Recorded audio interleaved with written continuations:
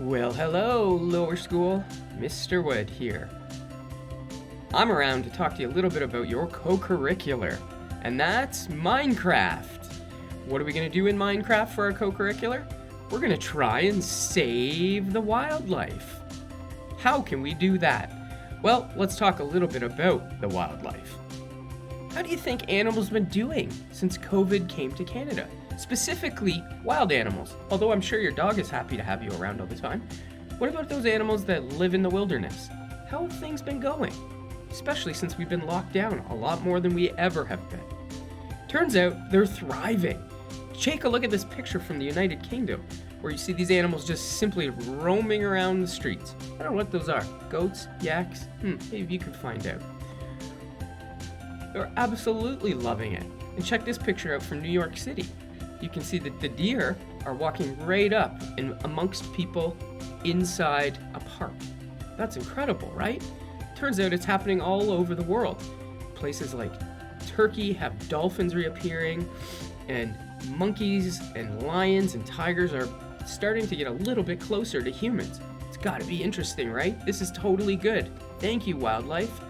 Well, it doesn't always come with benefits. You can see here this male buck is getting a little bit aggravated with all the people around.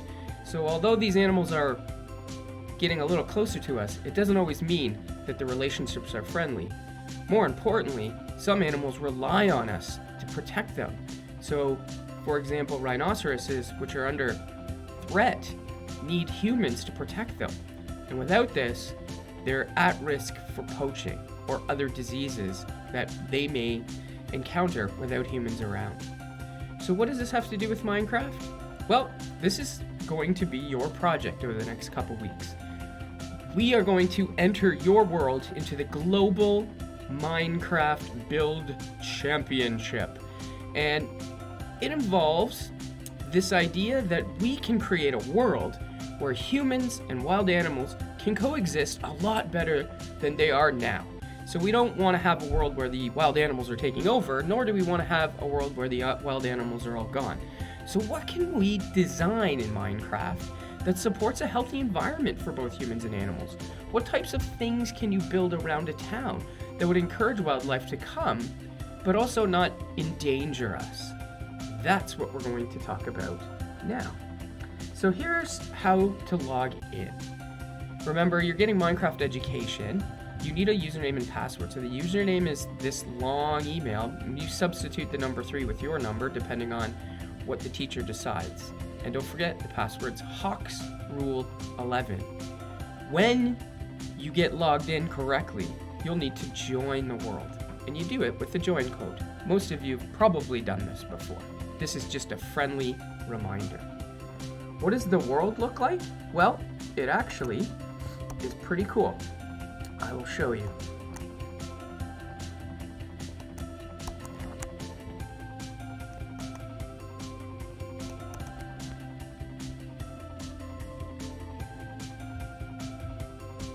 When you enter into the Global Build Challenge world, you'll notice that you've got 5 choices.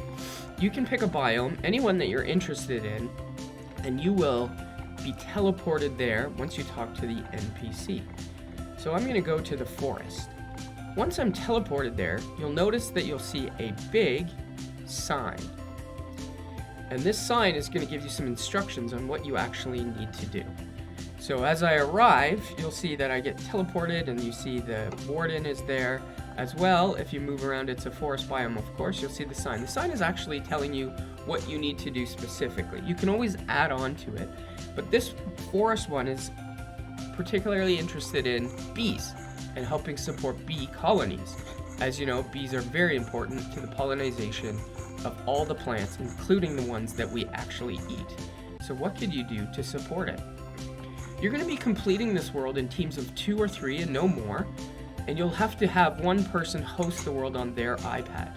You'll be able to find the world attached to the presentation that the teacher is going to go over you with, including a pear deck that will help support your learning in this matter.